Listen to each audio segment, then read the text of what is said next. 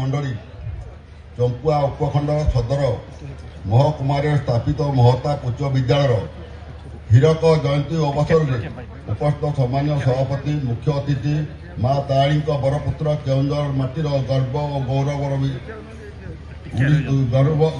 गौरव ओडिशार प्रिय मुख्यमंत्री श्रीयुक्त मोहन चरण माझी महोदय सम्मान्य अतिथि ओडिशार गणशिक्षा मंत्री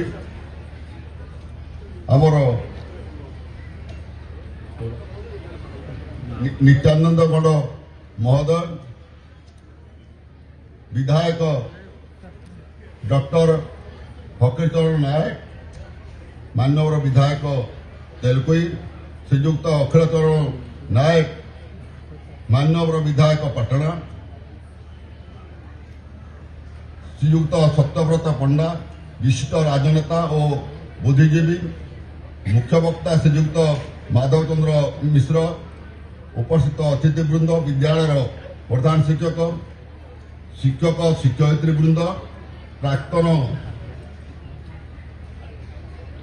उपस्थित ये अंचल बुद्धिजीवी इलेक्ट्रोनिक्स प्रिंट मीडिया सामाजिक बंधुगण समस्त उपस्थिति निमंते कृतज्ञता ज्ञापन करुच्छी। आज दिनटी आमपाई एक आनंद उल्लासर दिन स्वाधीनता परवर्ती अवस्था चंपुआ उपखंड केउंझर जिला पड़ोशी मयूरभंज जिला पड़ोशी झारखंड प्रदेशर पिला शिक्षा देवाई 1945 मसीहा चंपुआठारे माइनर स्कूल आरंभ होता 1948 मसीह स्थानीय मुरबी बुद्धिजीवी बदान्य व्यक्ति और स्थानीय प्रशासनिक अधिकारी सहयोग एक उच्च विद्यालय स्थापित है। तत्कालीन मुख्यमंत्री उत्कल केशरी डॉक्टर हरिकृष्ण महताब नाम महताब हाई स्कूल भाव किसी परिचित है किसी खपर और आजबेस्टर कोठाघर श्रेणी गृह शिक्षादान आरंभ करागला। परवर्ती अवस्था उन्नत मानर श्रेणी गृह खेल पड़िया पाठागार प्रयोगशाला इत्यादि अभाव दृष्टि या चंपुआ डाक बंगला रोड को नूतन विद्यालय परिसर को स्थानांतरित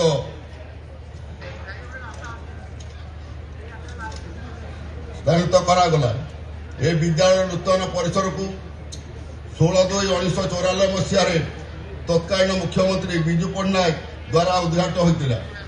स्वाधीनता परवर्ती अवस्था स्थापित यही उच्च विद्यालय अंचल शिक्षार आलोक प्रदान करने सह बहु गरीब अनुसूचित जनजाति अनुसूचित जाति पछुआ वर्ग छात्र छात्री मानू उत्तम शिक्षा प्रदान करी समाज रे सुप्रतिष्ठित कर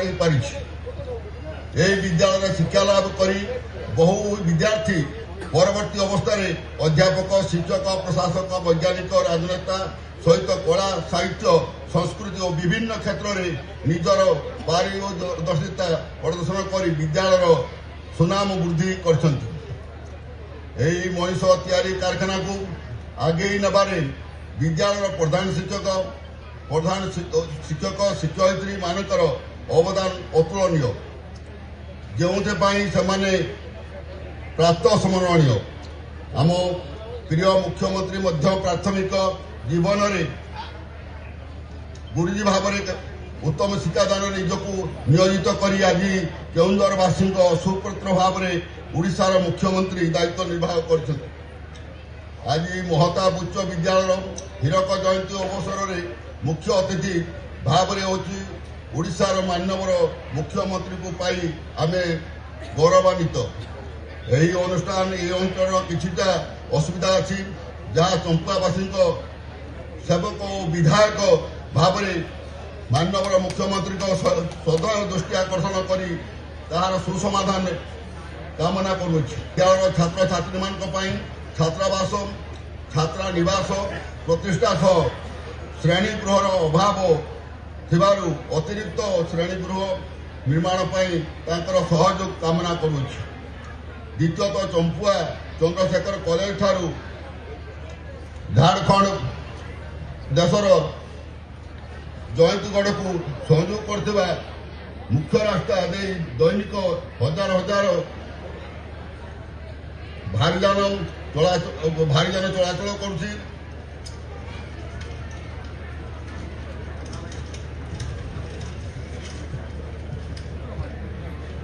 भारी जान चलाचल करने सह छात्र छात्री मान यही रास्ता दे विद्यालय और महाविद्यालय को आसता रास्ताटी अणसारिया होइथिबा जोगु ट्राफिक समस्या सृष्टि हेबा सह दुर्घटना संघटित होई धन जीवन हानि होउछि।